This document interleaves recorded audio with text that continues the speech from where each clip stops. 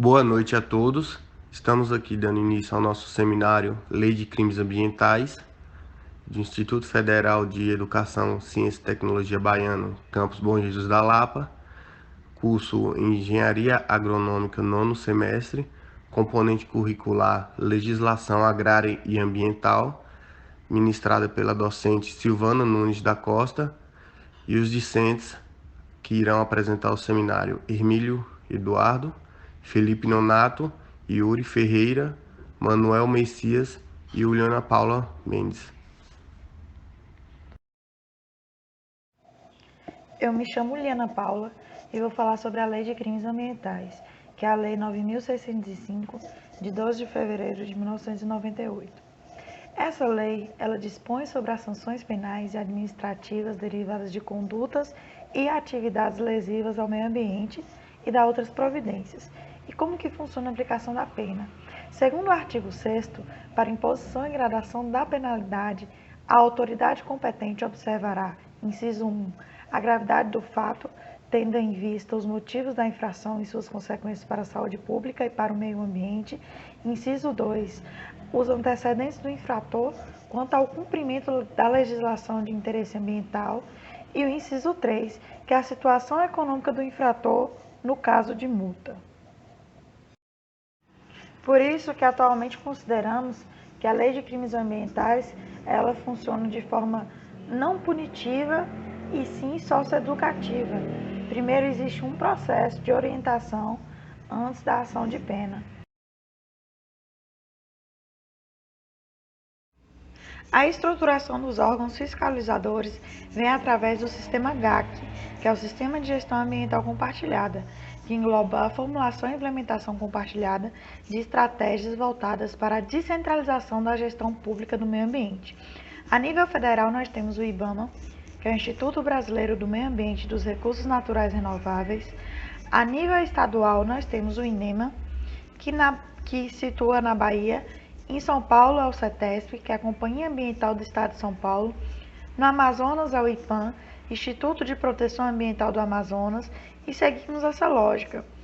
Nas instâncias estaduais, cada estado possui uma nomenclatura diferente para a definição desse órgão fiscalizador. A nível municipal, nós temos a Secretaria Municipal de Meio Ambiente. Hoje, a unidade regional do INEMA, que fica situada em Santa Maria da Vitória, atende 16 municípios. Critérios, normas e padrões, como são criados? Bom, são criados através do CONAMA, que é um colegiado representativo que atende a 5 setores: órgãos federais, estaduais e municipais, setor empresarial e sociedade civil. Os seus membros reúnem-se ordinariamente a cada 3 meses no Distrito Federal, podendo realizar reuniões extraordinárias também em outros locais. O CONAMA vem com a função de instituir resoluções, proposições, recomendações e moções que visam cumprir os objetivos da Política Nacional de Meio Ambiente. Os principais crimes ambientais relacionados à fauna é o descumprimento do artigo 29 da Lei nº 9.605, de 12 de fevereiro de 98, que é o artigo 29, que diz que matar, perseguir, caçar, apanhar, utilizar espécimes de fauna silvestre, nativos ou em rota migratória, sem a devida permissão, licença ou autorização da autoridade competente ou em desacordo com a obtida, implica na pena de detenção de 6 meses a 1 ano e multa. A flora é o artigo 39, que é o cortar árvores em florestas considerada de preservação permanente, sem permissão da autoridade competente, que vem de pena de detenção de 1 a 3 anos ou multa, ou ambas as penas cumulativamente. Bom, para complementar os nossos conhecimentos sobre a Lei de Crimes Ambientais, eu trouxe aqui o relatório de fiscalização ambiental do INEMA, que é a RFA, que a gente completa aqui o indexo acesso processado, um apreendimento, qual foi o período, qual foi o início, qual foi o término, CNPJ, se é pessoa jurídica ou se é pessoa física, e vamos completando esse relatório. E nesse segundo aqui, que está um pouco difícil a visibilidade desse documento, fala sobre a doação de 3 cascos de tatu-peba e uma pele de jogatirica para o Museu de Ciências do Cerrado Nordestino. Que por muitas vezes nos questionamos para onde vai as apreensões que o INEMA realiza. Então, muitas das vezes são doados para a contribuição da ciência brasileira ou a restituição de fauna e flora.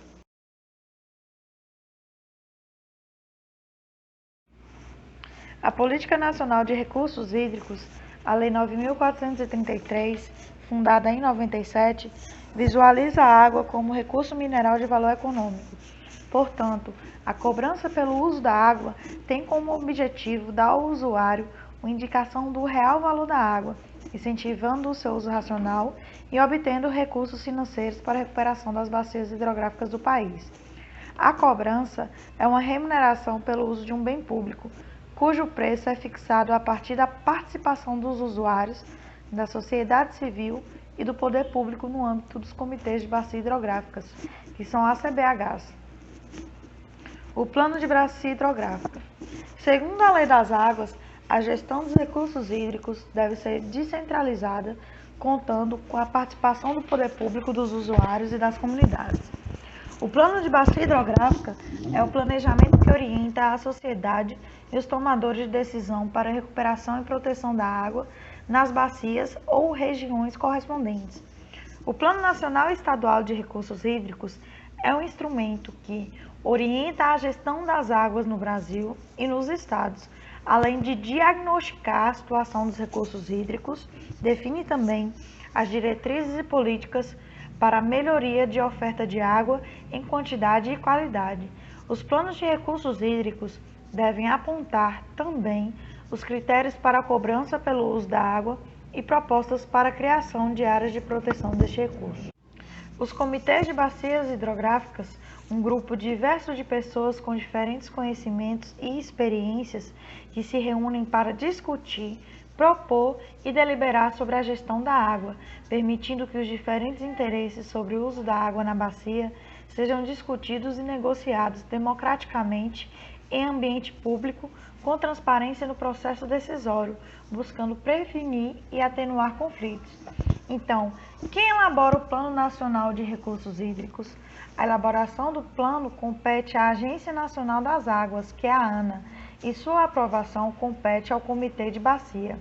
O objetivo da PNRH, que é o Plano Nacional de Recursos Hídricos, é estabelecer instrumentos para promover a disponibilidade de água e a utilização racional integrada dos recursos hídricos para a atual e futuras gerações. Então, para cumprir seus objetivos, a Política Nacional de Recursos Hídricos conta com 5 instrumentos: os planos de recursos hídricos, elaborados por bacia hidrográfica e pelo governo de cada estado, o enquadramento dos corpos d'água em classes segundo os usos preponderantes da água, a outorga de direito de uso, a cobrança pelo uso dos recursos hídricos e o sistema de informações sobre recursos hídricos. A PNRH tem caráter descentralizador, instituindo a participação do Estado e da sociedade na gestão dos recursos hídricos. Porém, decorridos 14 anos, poucos estados avançaram para o seu cumprimento. Consequentemente, o poder público e a sociedade têm sido coniventes com a degradação ambiental, seja pela passividade ou pela omissão de fiscalização, pois a fiscalização é a garantia do direito de uso, e essa é uma visão real para os estudos do norte do país, região que atualmente é detentora da maior bacia hidrográfica do mundo, com alta disponibilidade hídrica, associada à baixa densidade demográfica e centralizado desenvolvimento econômico, fazem com que a região amazônica como um todo não apresente problemas de disponibilidade hídrica em grande escala. Bom, a Política Nacional do Meio Ambiente, Lei 6.938, fundamentada em 1981, vem com o objetivo de regulamentar as várias atividades que envolvem o meio ambiente, para que haja preservação, melhoria e recuperação da qualidade ambiental, tornando favorável à vida, assegurando à população condições propícias para o seu desenvolvimento social e econômico. Então, é um mecanismo utilizado pela administração pública para que os objetivos da política nacional sejam alcançados. Então, essas resoluções foram estabelecidas pelo Conselho Nacional do Meio Ambiente, que é o CONAMA. Essa lei, ela dispôs sobre a Política Nacional do Meio Ambiente, seus fins e mecanismo de formulação e aplicação, além de instituir o Sistema Nacional do Meio Ambiente. Então, trata-se da mais relevante norma ambiental depois da Constituição Federal de 88, pela qual foi recepcionada. Então, traçou toda a sistemática das políticas públicas brasileiras voltadas para o meio ambiente. A ideia de tríplice responsabilização ambiental foi abarcada por uma lei fundamental, que, em sua redação original, tratava da responsabilidade administrativa, civil e criminal. Portanto, a adoção da responsabilidade civil objetiva, inclusive com a possibilidade de responsabilização do poluidor indireto e de instituição responsável pelo financiamento, foi que incumbiu o Ministério Público da Proteção do Meio Ambiente nas esferas civil e criminal, bem antes da Lei de Ação Civil Pública e da Lei de Crimes Ambientais, sendo um marco no âmbito do processo coletivo. Portanto, a instituição de instrumentos de política ambiental, como avaliações de impacto, licenciamento, padrões de qualidade e zoneamento, que inclusive possuem um caráter transversal, ou seja, são aplicáveis de uma forma muito ampla em vários setores e atividades, também demonstra preocupação com a efetividade desse direito, que é algo tão presente nessa lei fundamental. A criação de um Sistema Nacional Administrativo de Meio Ambiente capaz de se articular para uma atuação de todos os níveis federativos antecipou a ideia de um federalismo ecológico, que é um tema muito discutido nas áreas de ciências ambientais. Então, inclusive com o Conselho Público de Direito, com caráter deliberativo e ampla participação social, algo que era absolutamente incomum à época, visto que a gente estava vivendo um regime ditatorial militar. Portanto, o papel relevante dos municípios, que não somente integravam o CISNAMA, como podiam também fiscalizar, impor sanções administrativas e instituir espaços protegidos, caminhavam no sentido da descentralização, demonstrando sintonia com a ideia de pensar globalmente e agir localmente, que é um dos lemas da instituição dessa Política Nacional de Meio Ambiente. Então, podemos afirmar que foi uma grande fonte de inspiração para a constitucionalização em vigor hoje, que compõe grande parte da Política Nacional do Meio Ambiente. Então, em uma outra norma ambiental esparsa, a relação entre o meio ambiente e direito à vida, bem como a antecipação das bases da conceituação do desenvolvimento sustentável, é também uma demonstração disso. Então, podemos vislumbrar a presença de princípios do direito ambiental, especialmente no seu instrumento e mecanismo de responsabilização, cabendo destacar a informação, o limite, a participação, a prevenção, o poluidor pagador e a responsabilidade, cabendo lembrar que na época tais princípios mal eram feitos ou discutidos pela doutrina.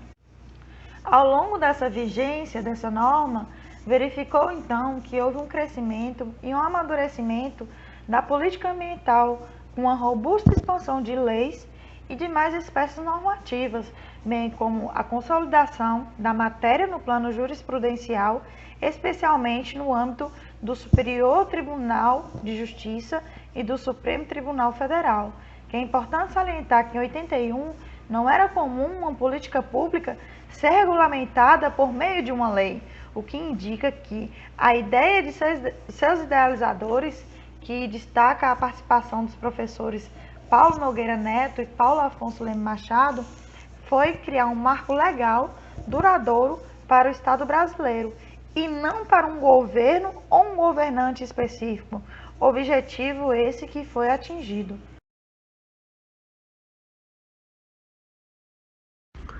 Boa noite a todos, aqui quem fala é Yuri.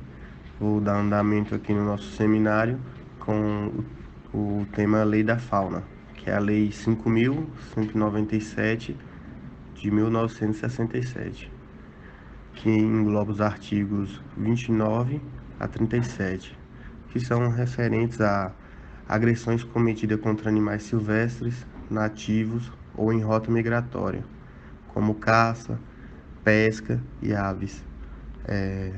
Transporte também é englobado, a comercialização sem autorização, geralmente são quando levam os animais para outros ambientes, não sendo o nativo, e englobando também as vendas ilegais. Também nessa lei entra os maltratos aos animais. Isso a gente pode estar vendo geralmente quando são encaminhados animais para locais inapropriados, em espaços apertados, pequenos, sem autorização, né? Também se encaixa experiências dolorosas ou cruéis realizadas com esses animais. São incluídas as agressões aos habitats naturais dos animais, como modificação, danificação ou destruição de ninhos, abrigo ou criador natural. Introdução de espécies animais estrangeiras no país sem autorização também é considerado um crime ambiental, assim também como a morte devido à poluição.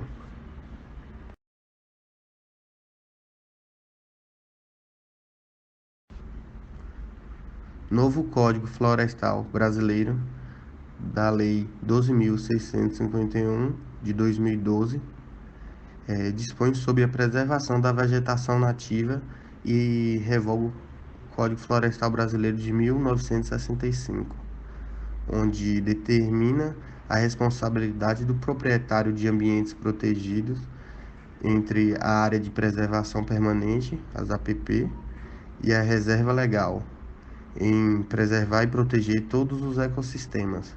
O novo Código Florestal levanta pontos polêmicos entre os interesses ruralistas e ambientalistas até os dias de hoje, onde a lei foi criada para que respeite as reservas. Assim, a pessoa não cumprindo tem algumas formas de estar sendo punida, que é como reflorestamento, multa e em alguns casos mais sérios assim chega até a prisão. E hoje em dia se enquadra muito um tema que é a questão da utilização como produtores, né, os produtores rurais, onde eles têm uma área que já é produtiva e onde entra a reserva legal e eles têm interesse de expandir sua produção, e onde em alguns casos buscam algumas brechas para poder estar utilizando essas áreas e de forma legal. Em alguns casos não procura ir por meio legal, e sim expandindo e em seguida se enquadrando nesse código, sendo multado, sendo obrigado em muitos casos a refazer um reflorestamento ou até mesmo chega a pegar prisão. Fica um determinado tempo, às vezes paga um valor e consegue sair, ou então tem que cumprir todo o período de acordo com a lei, né? Isso vai depender também do grau de desmatamento e de desobediência da lei.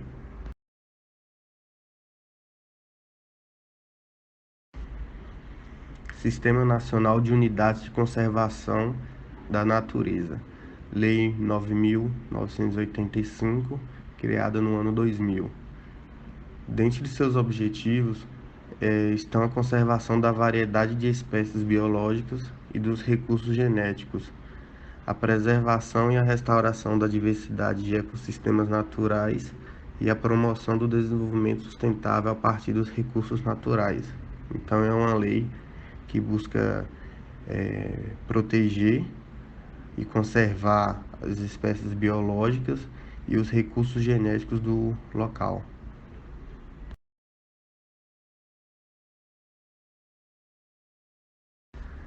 Então, de modo geral, as penas previstas pela Lei dos Crimes Ambientais são aplicadas conforme a gravidade da infração. Quanto mais reprovável a conduta, mais severa a punição. Os antecedentes do infrator quanto ao cumprimento da legislação ambiental, a situação econômica do infrator no caso de multa, é um ponto que é avaliado. De acordo com o nível financeiro, as multas podem chegar a ser mais altas em relação a quem tem uma condição financeira mais baixa, isso também é levado em conta. As penalidades podem ser privativas de liberdade, no qual o responsável legal da organização condenada pelo crime ambiental deverá cumprir sua pena em regime penitenciário. Foi a questão, dependendo da gravidade, a pessoa fica presa. Há também as penas restritas de direitos quando se trata de crime culposo, ou quando for aplicada a pena privativa de liberdade inferior a 4 anos.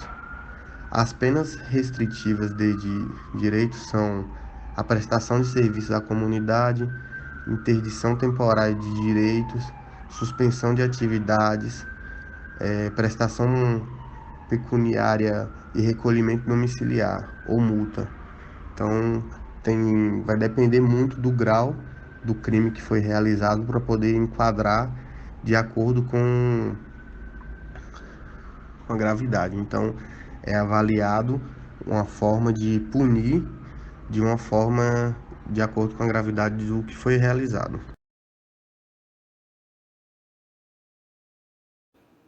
Agora falando um pouco sobre a Lei nº 6.902, de 27 de abril de 81, essa lei que trata sobre a criação de estações ecológicas e áreas de proteção ambiental, traz logo no seu primeiro artigo a definição das estações ecológicas, que são áreas representativas de ecossistemas brasileiros destinadas à realização de pesquisas básicas e aplicadas de ecologia, a área de proteção natural e ao desenvolvimento da educação conservacionista.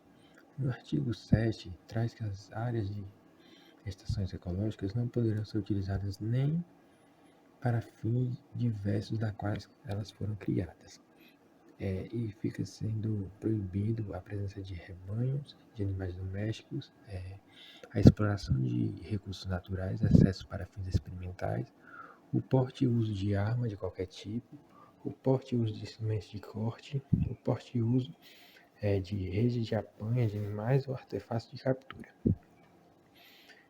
Essa lei também traz que as infrações relacionadas às proibições sujeitarão o infrator à apreensão do material proibido pelo prazo de 1 a 2 anos e ao pagamento de indenização pelos danos causados. No artigo 8 da lei, traz que o Poder Executivo ele poderá, quando houver relevante interesse público, determinar tais áreas do território nacional como áreas de proteção ambiental. E também traz no artigo 9 que essas áreas de proteção ambiental, dentro dos princípios constitucionais, o poder público estabelecerá normas limitando ou proibindo a implantação e funcionamento de indústrias de potencial poluição, a realização de obras de terraplanagem e abertura de canais, também atividades capazes de provocar uma acelerada erosão da terra e um acentuado assoreamento dos rios, as atividades também que ameaçam extinguir na área protegida as espécies raras da biota regional. Também traz que a fiscalização ficará por responsabilidade do IBAMA ou de um órgão equivalente no âmbito estadual. Também traz que o não cumprimento das normas disciplinatórias previstas sujeitará aos infratores o embargo das iniciativas regulares, medidas cautelares de apreensão de material e de máquinas usadas nessas atividades. Também obrigará ao infrator a reposição e a reconstituição. E também, quanto à situação, poderá também ser impostas multas graduadas.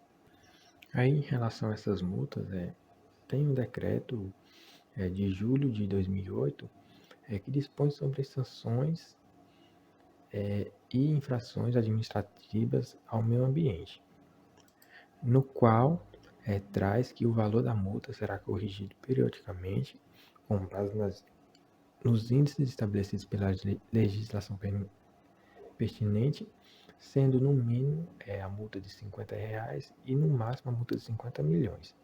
Também nesse decreto se especifica bem mais em relação a essas multas. Aí no artigo 43 desse decreto, traz que destruir ou danificar florestas ou demais formas de vegetação natural em áreas de conservação, sem autorização do órgão competente, poderá gerar uma multa de 5 mil a 50 mil reais, isso por hectare ou fração.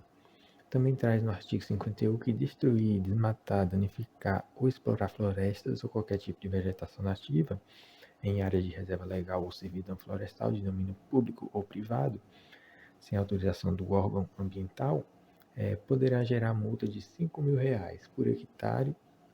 E no artigo 93 especifica que as infrações previstas no decreto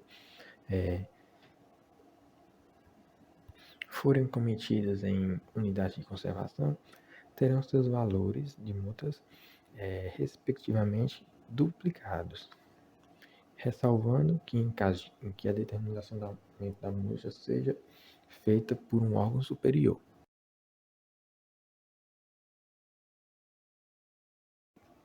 Agora falando um pouco mais sobre a política agrícola, que é a Lei número 8.171, de 17 de janeiro de 91, essa lei ela fixa os fundamentos, define os objetivos e as competências institucionais, além de prever os recursos e estabelece as ações e instrumentos da política agrícola, relativamente às atividades agropecuárias, agroindustriais e de planejamento das atividades pesqueiras e florestais.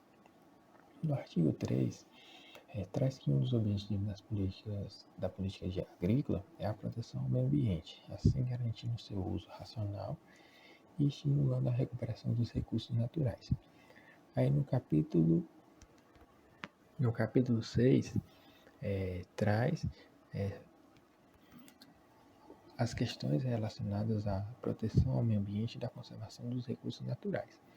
No artigo 19, ela traz que o poder público deverá entregar, a nível de governo federal, os estados, o Distrito Federal e os territórios dos municípios e as comunidades na prevenção do meio ambiente e da conservação dos recursos naturais, além de disciplinar e fiscalizar o uso racional do solo, da água, da fauna e da flora, também promover e estimular a recuperação de áreas em processo de desertificação, também promover e desenvolver programas de educação ambiental a nível formal e informal, dirigido a toda a população.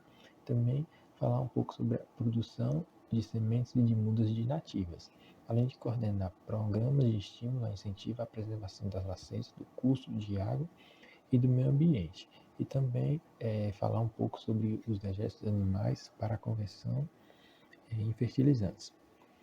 Também, nesse capítulo, traz que a fiscalização e o uso racional dos recursos naturais do meio ambiente é de responsabilidade tanto do proprietário direto, como dos beneficiários da reforma agrária e dos ocupantes temporários dos imóveis rurais.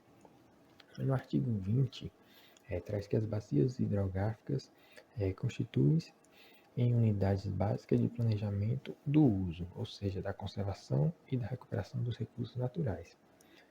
No artigo 21, traz que o governo federal deverá identificar em todo o território nacional as áreas de desertificação, as quais somente poderão ser exploradas mediante a adoção de um plano adequado de manejo, com emprego de tecnologias capazes de interromper o processo e promover a recuperação dessa área. Também traz que o poder público deverá estabelecer cadastros das áreas sujeitas ao processo de desertificação, tanto em âmbito estadual quanto municipal. E também que, por meio de órgãos competentes, deverá promover a pesquisa, a geração e a difusão de tecnologias capazes de suprir as condições relacionadas a esse processo de desertificação. Também traz que a prestação de serviços e aplicações de recursos pelo governo federal em atividades agrícolas devem ter a premissa básica, o uso tecnicamente de métodos indicados, o manejo racional dos recursos naturais e também a preservação do meio ambiente. Traz também que as empresas que explorarem economicamente as águas represadas e as concessionárias de energia elétrica serão as grandes responsáveis pelas alterações ambientais por elas provocadas e assim ficam obrigadas a recuperar o meio ambiente perdido na área de abrangência de suas bacias, de suas respectivas bacias hidrográficas. Além de que também ficará a cargo do poder público implementar programas de estimular as atividades de interesse econômico apícola e também criatórias de peixes, visando assim o incremento da oferta de alimentos e também a preservação das espécies animais e vegetais. E por fim, ela traz que a proteção do meio ambiente e dos recursos naturais deverá ter planos plurianuais elaborados pelos órgãos competentes e mantidos ou não pelo poder público sob a coordenação da União e das unidades da Federação. A Lei número 6.766 de 1979 trata sobre o parcelamento do solo urbano. O parcelamento do solo urbano poderá ser feito mediante loteamento ou desmembramento, observadas as disposições desta lei e das legislações estaduais e municipais pertinentes. Segundo o artigo 1, considera-se loteamento a subdivisão de gleba em lotes destinados à edificação com abertura de novas vias de circulação, de logradouros públicos ou prolongamento, modificação ou ampliação das vias existentes. Considera-se desmembramento a subdivisão de gleba em lotes destinados à edificação, com aproveitamento do sistema viário existente, desde que não implique na abertura de novas vias e logradouros públicos, nem no prolongamento, modificação ou ampliação dos já existentes. O artigo 3 foi vetado e o artigo 4 considera-se lote ou terreno servido de infraestrutura básica cujas dimensões atendem aos índices urbanísticos definidos pelo plano diretor ou lei municipal para a zona em que se situe. Não será permitido o parcelamento do solo em terrenos alagadiços e sujeitos a inundações antes de tomadas as providências para assegurar o escoamento das águas em terrenos que tenham sido aterrados com material nocivo à saúde pública sem que sejam previamente saneados, em terrenos com declividade igual ou superior a 30%, salvo ser atendidas exigências específicas das autoridades competentes, em terrenos onde as condições geológicas não aconselham a edificação, em áreas de preservação ecológica ou naquelas onde a poluição impeça condições sanitárias suportáveis até a sua correção.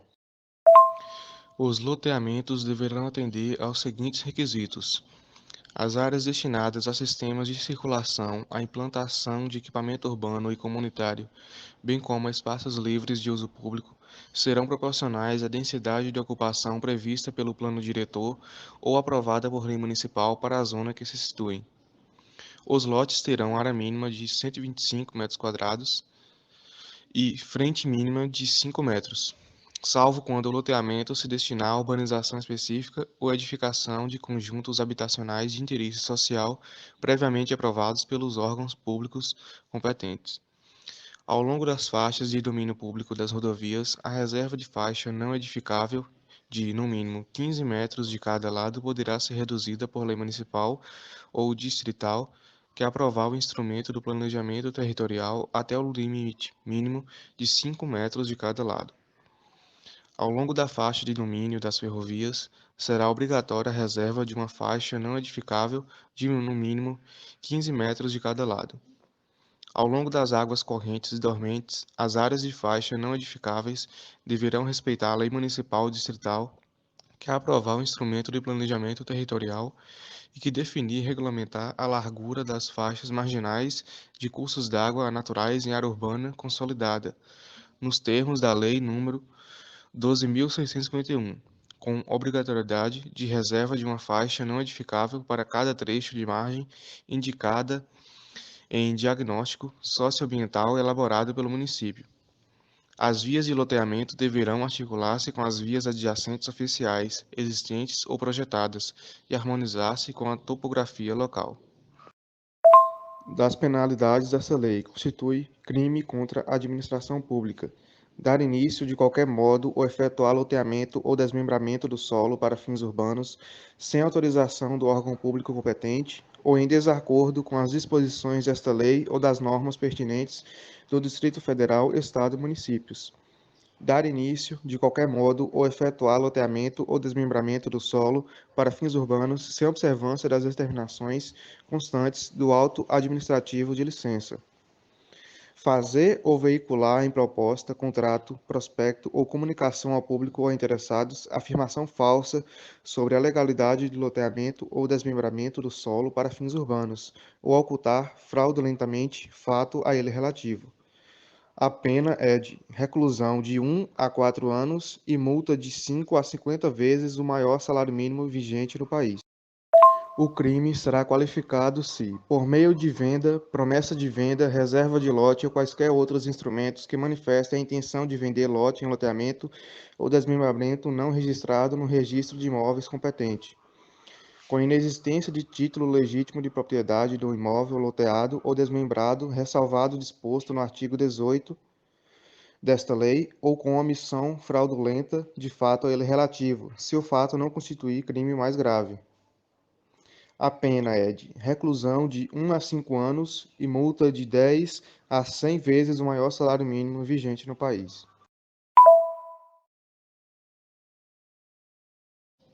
A permissão de lavra garimpeira em área urbana depende de assentimento da autoridade administrativa local, no município de situação do jazimento mineral.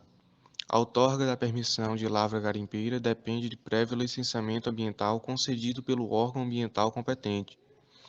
A permissão de lavra garimpeira será outorgada pelo Diretor-Geral do Departamento Nacional de Produção Mineral, DNPM, que regulará, mediante portaria, o respectivo procedimento para habilitação. A permissão de lavra garimpeira será outorgada a Brasileiro, a cooperativa de garimpeiros, autorizada a funcionar como empresa de mineração sob as seguintes condições. A permissão vigorará por até 5 anos, podendo, a critério do DNPM, ser sucessivamente renovada. O título é pessoal e mediante anuência do Departamento Nacional de Produção Mineral, transmissível a quem satisfazer os requisitos desta lei. Quando outorgada à cooperativa de garimpeiros, a transferência dependerá ainda de autorização expressa da Assembleia Geral. A área permissionada não poderá exceder 50 hectares, salvo quando outorgada à cooperativa de garimpeiros. Se julgar necessária a realização de trabalhos de pesquisa, o DNPM, de ofício por solicitação do permissionário, intimá-lo-á a apresentar projetos de pesquisa no prazo de 90 dias, contado da data da publicação de intimação do Diário Oficial da União. São deveres do permissionário de lavra garimpeira: iniciar os trabalhos de extração no prazo de 90 dias, contado da data da publicação do título no Diário Oficial da União, salvo motivo justificado. Extrair somente as substâncias minerais indicadas no título.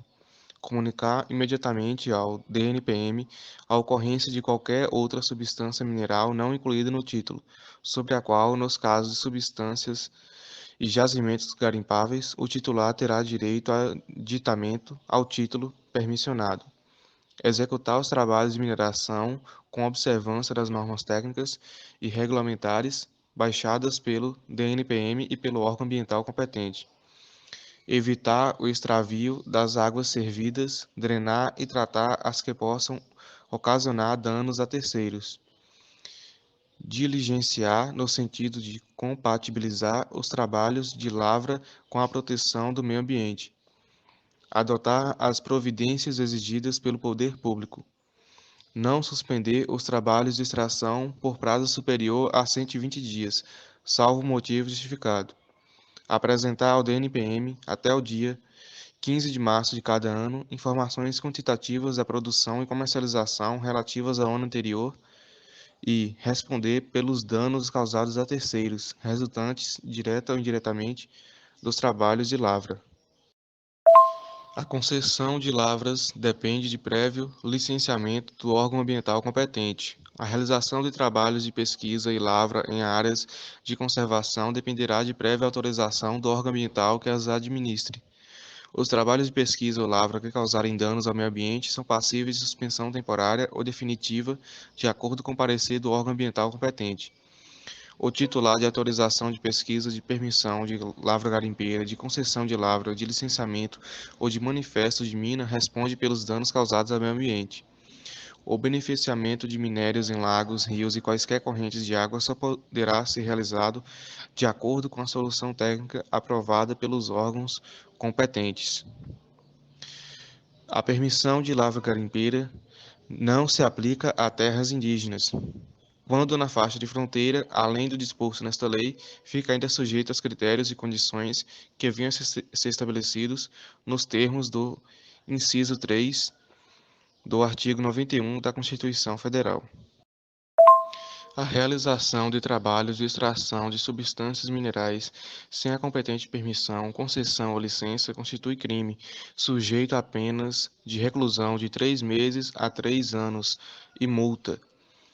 Sem prejuízo da ação penal cabível, nos termos deste artigo, a extração mineral realizada sem a competente permissão, concessão ou licença acarretará a apreensão do produto mineral das máquinas, veículos e equipamentos utilizados, os quais, após transitado em julgado a sentença que condenar o infrator, serão vendidos em asta pública e o produto da venda recolhido à conta do Fundo Nacional de Mineração. A multa inicial variará de 10 a 200 vezes o maior valor de referência, estabelecido de acordo com o disposto no artigo 2 da Lei nº 6.205, devendo as hipóteses e os respectivos valores ser definidos em portaria do Diretor-Geral do Departamento Nacional de Produção Mineral, DNPM.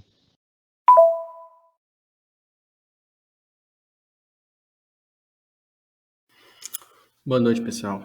Me chamo Felipe e vou falar sobre a Lei da Ação Civil Pública número 7.347, de 24/7/1985. O que diz a lei? A lei disciplina a ação civil pública de responsabilidade por danos causados ao meio ambiente, ao consumidor, a bens e direitos de valor artístico, estético, histórico e da outras providências. O contexto. Naquele momento e atualmente, com as novas gerações de direito e novos conceitos ambientais, a humanidade está voltada para a conscientização prática da população mundial no que diz respeito à poluição, preservação e crimes ambientais. Um desses mecanismos com finalidade de educação e punição é a ação civil pública de legitimidade ativa do Ministério Público, inserindo em nosso ordenamento através da lei supracitada. Falando um pouco sobre o contexto, essa lei surge a partir de um contexto de um país que deixou isso relegado por muitos anos. Na prática, as leis que começam a criminalizar o processo que tem a ver com a questão ambiental surge a partir desse período. Anteriormente, nas constituições anteriores à década de 80, a questão ambiental era deixada meio que de lado. Então, a partir dessas leis, que surge como essa em 1985 e a Constituição de 88, que a questão ambiental toma uma nova perspectiva e passa a ser olhada com um caráter mais atual e legítimo.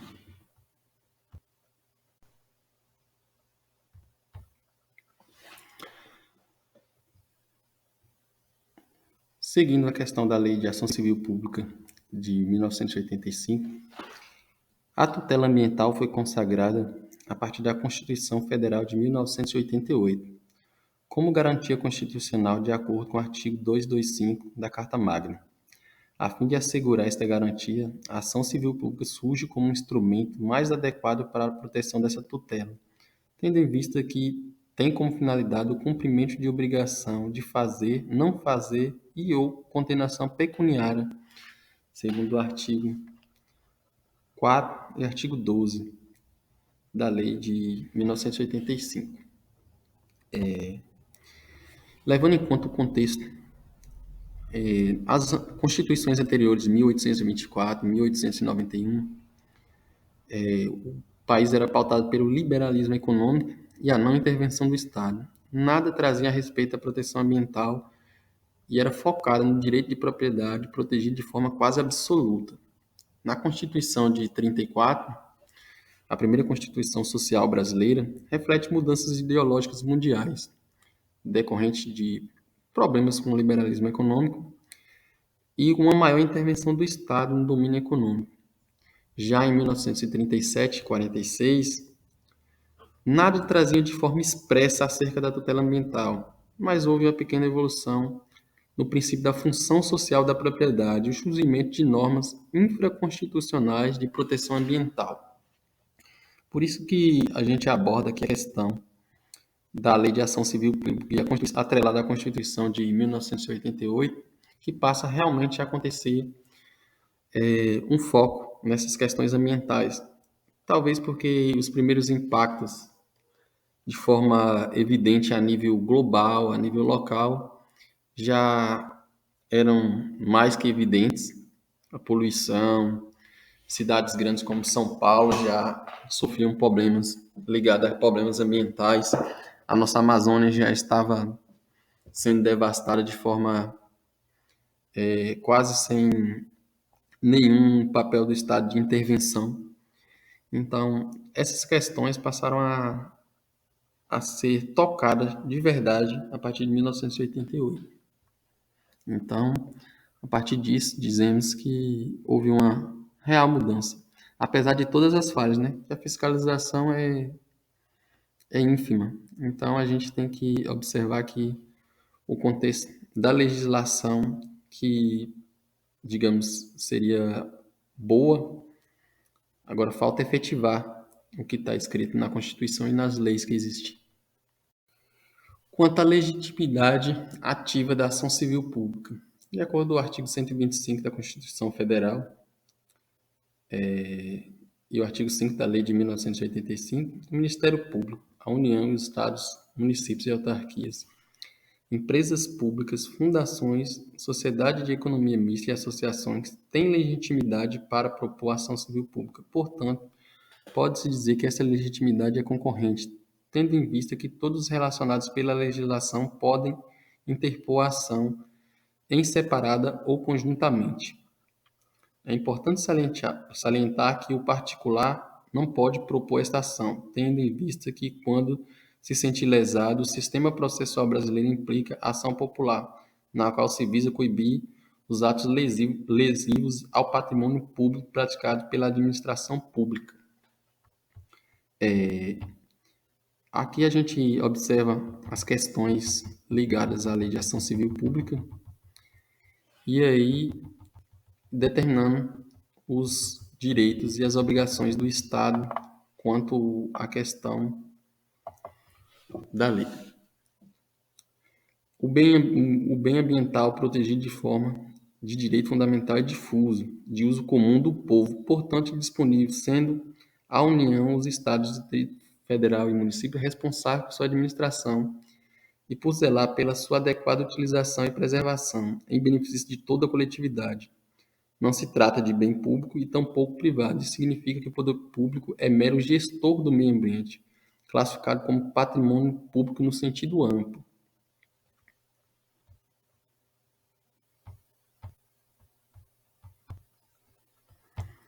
Sendo assim, Para deixar mais claro, a ação civil pública não pode ser ajuizada por particular, devendo estes apresentar provas, elementos de convicção ao Ministério Público que tem legitimidade a tal propositura.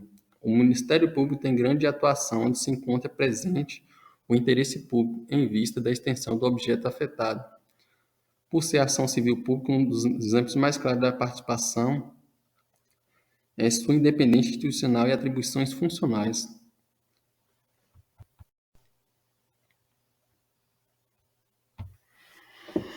Segundo Maria Silva Zanella de Pietro, o Ministério Público desempenha importantes funções na ação civil pública. Pode atuar como autor, se não tiver essa posição, atuará obrigatoriamente como fiscal da lei.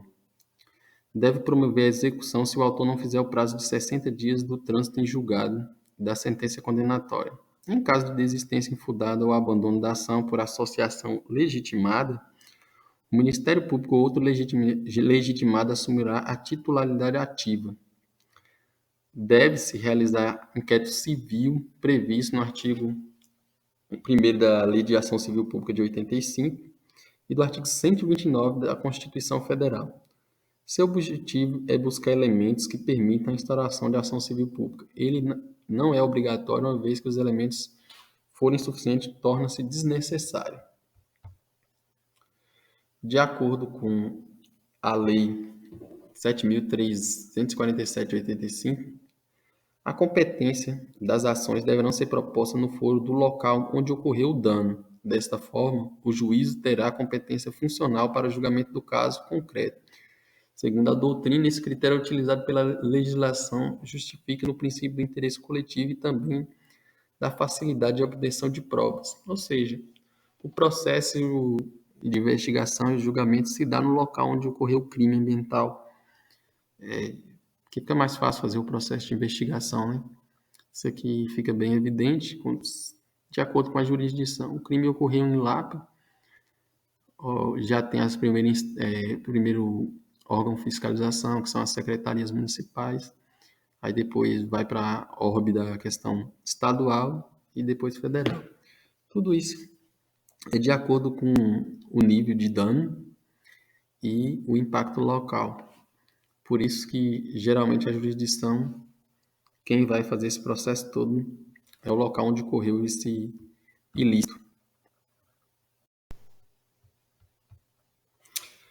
Dando seguimento aqui à questão dita por Zanella anteriormente, como a questão da ação civil pública tem caráter difuso, é complexo, porque não há como determinar a intensidade de interesse de cada um devido à falta de vínculo jurídico entre as pessoas.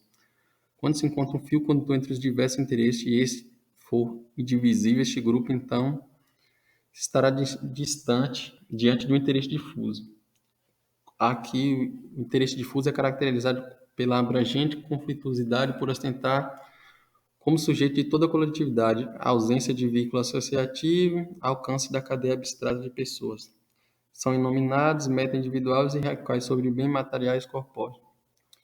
Aí é muito complexo de você... Essas leis têm conseguido pouco impacto, porque parece ser mal utilizada pela sociedade que não encontrou nas ações de massa a força que necessita para exigir em juízo que lhe dá direito. Essa questão da Lei de Ação Civil Pública não tem conseguido grandes avanços, porque até pouco tempo a sociedade tinha pouca informação sobre a questão jurídica. Agora que você consegue, a partir da mobilização, um pouco de redes sociais e da informação via internet, conseguir um pouco desses avanços. Mas mesmo assim, quando se trata de questões de massa, podemos trazer para nível local a questão da transposição, que deveria ter sido vinculada a um projeto de requalificação da bacia, de reflorestamento, e estava previsto, né? Até hoje nunca aconteceu nada efetivo. O rio ainda sofre, não só com desmatamento, ainda o tratamento das águas que são jogadas no rio ainda é bem aquém do desejável. Há poucos anos atrás houve tanta poluição que o rio foi tomado por algas que a gente conseguia sentir um mau cheiro de cima da ponte. Então, a mobilização houve até na época ainda do governo Lula, e, se não me engano, ainda foi o governo Lula. O bispo de Barra fez greve de fome para que não ocorresse a transposição. Essas ações têm sido pouco utilizadas na questão ambiental, que a gente só lembra da Amazônia, do desmatamento lá, esquece um pouco dos nossos problemas aqui no quintal de casa, que é a nossa questão com o rio, por exemplo.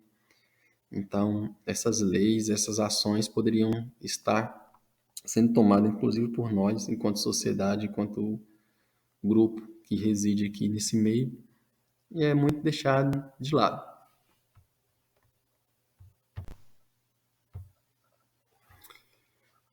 O artigo 225 da Constituição Federal de 1988 diz o seguinte: todos têm direito ao meio ambiente ecologicamente equilibrado, bem de uso comum do povo e essencial à sadia qualidade de vida, impondo-se ao poder público e à coletividade o dever de defendê-lo e preservá-lo para as presentes e futuras gerações.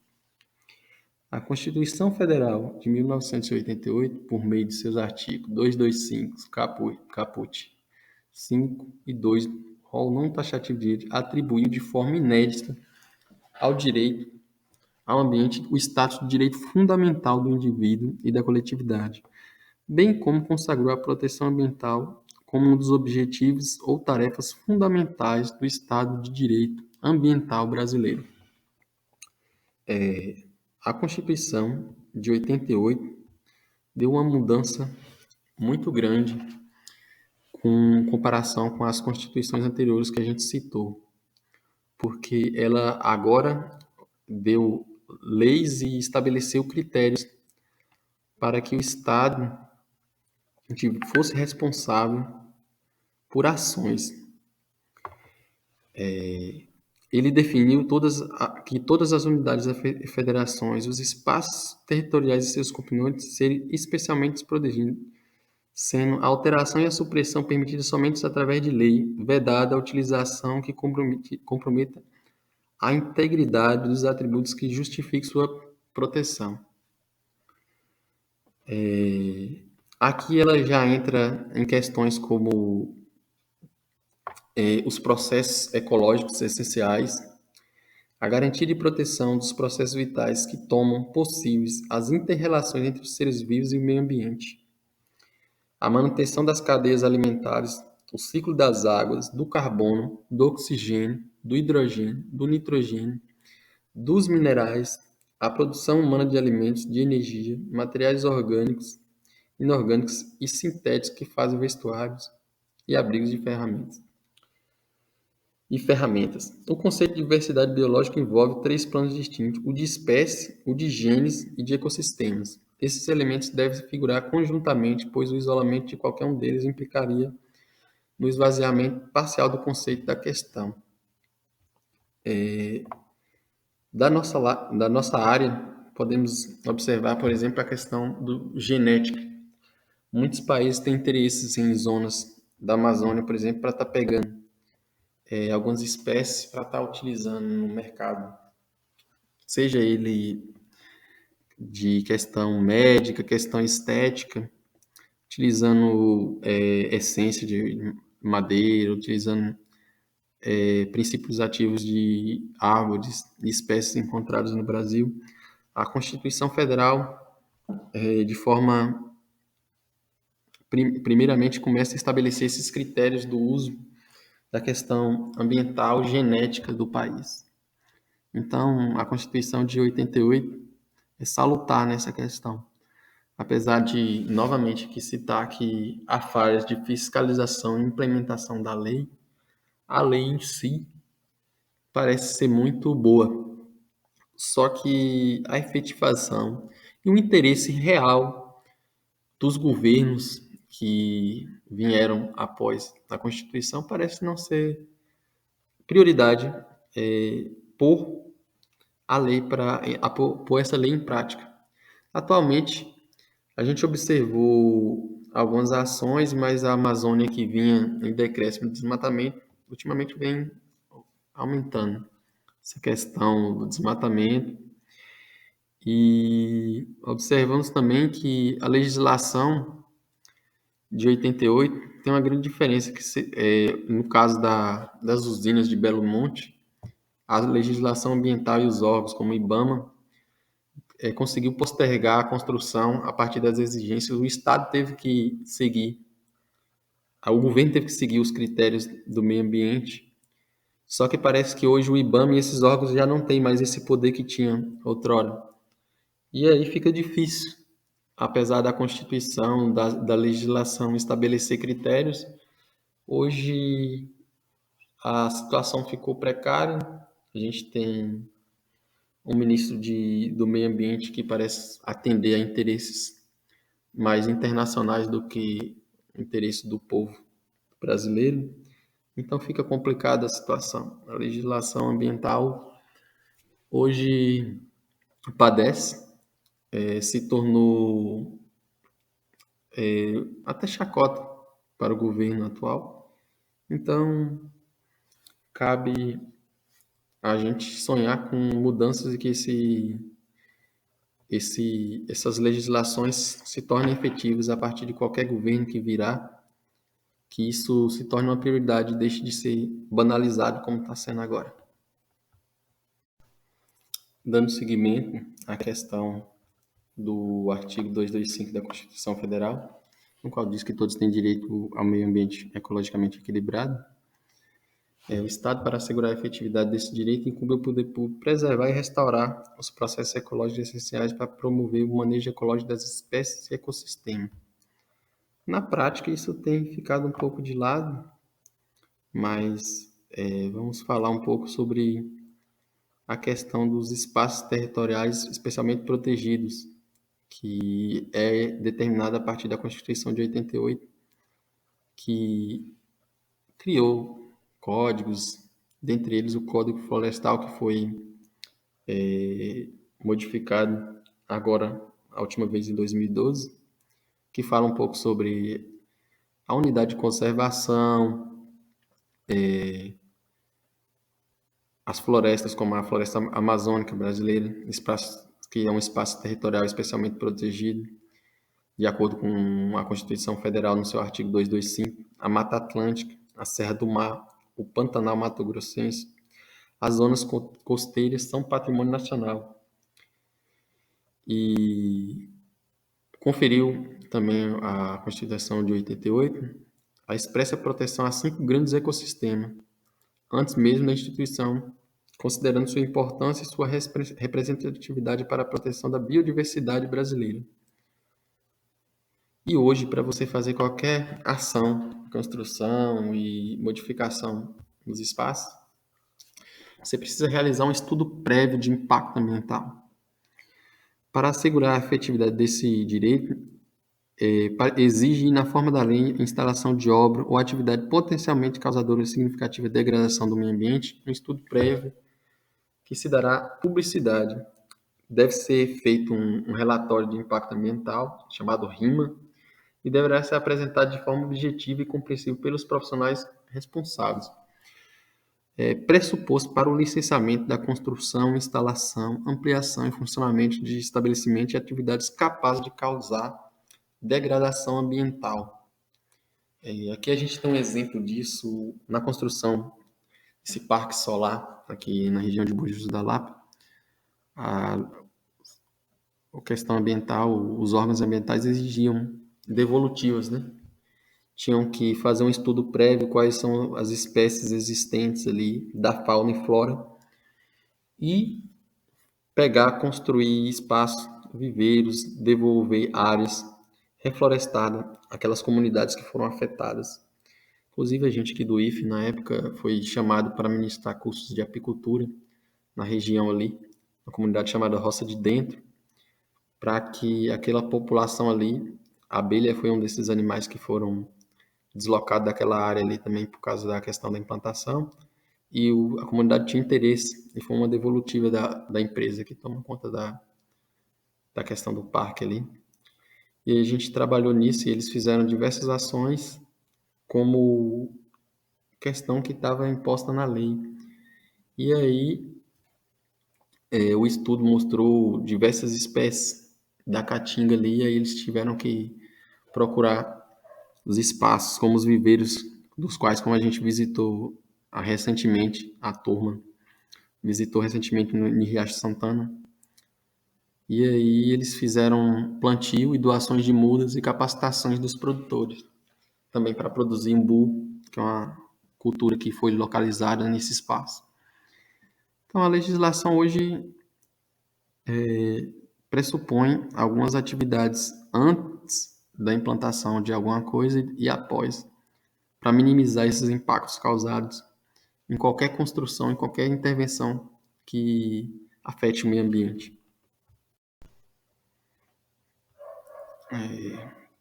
Por último, aqui a gente vai falar sobre as áreas que foram delimitadas na Constituição, no artigo 225. Ele diz o quê? Que tem que proteger a proteção da diversidade e da integridade do patrimônio genético.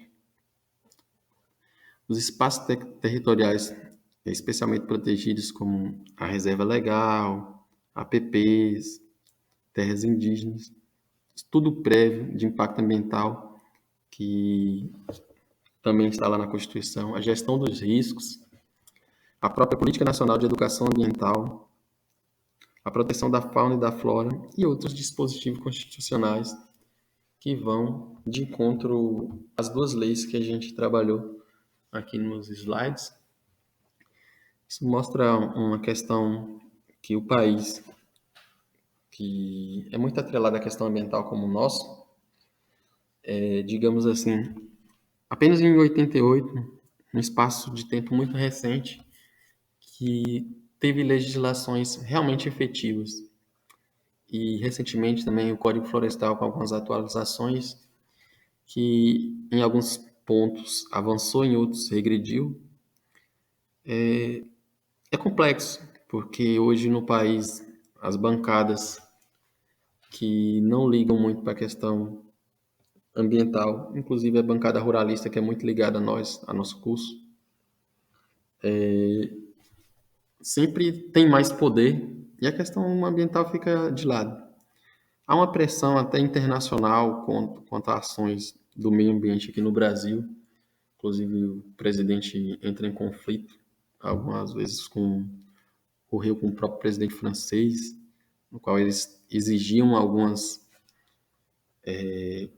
processos de reflorestamento para que o Brasil pudesse fazer algum tipo de exportação para a União Europeia. Então, hoje, falando um pouco sobre a nossa área e a questão ambiental, para se proteger, produzir hoje, você tem que levar em contexto a questão ambiental, também por questão até de marketing. Hoje não é bem visto você produzir de qualquer jeito. Não adianta, porque os mercados também querem que essa produção tenha um mínimo de respeito à questão ecológica. Então, é uma questão de debate intenso, de muita gente interpretar mal a importância do meio ambiente, inclusive pessoas da nossa área, que é lamentável, porque a gente, para produzir, independente do método, a gente precisa do meio ambiente minimamente equilibrado. Então, a gente tem que debater bastante essas questões e, mais do que debater, tomar ações práticas e perspectiva de mudanças e que avance muito a questão da prática da fiscalização no país, que é relegada, né? Nós temos aí muitos exemplos aqui que os órgãos estão sucateados, o material humano já se encontra envelhecido, o pessoal, as equipes aí já com cursos de muito tempo, sem renovação, sem investimento na área. Então, a questão ambiental, novamente, parece que regrediu a passos anterior a 88 e resta a gente aguardar um pouco, ver o que vai acontecer daqui em diante e torcer para a mudança. É isso que temos para apresentar. Obrigado pela atenção. Grande abraço a todos.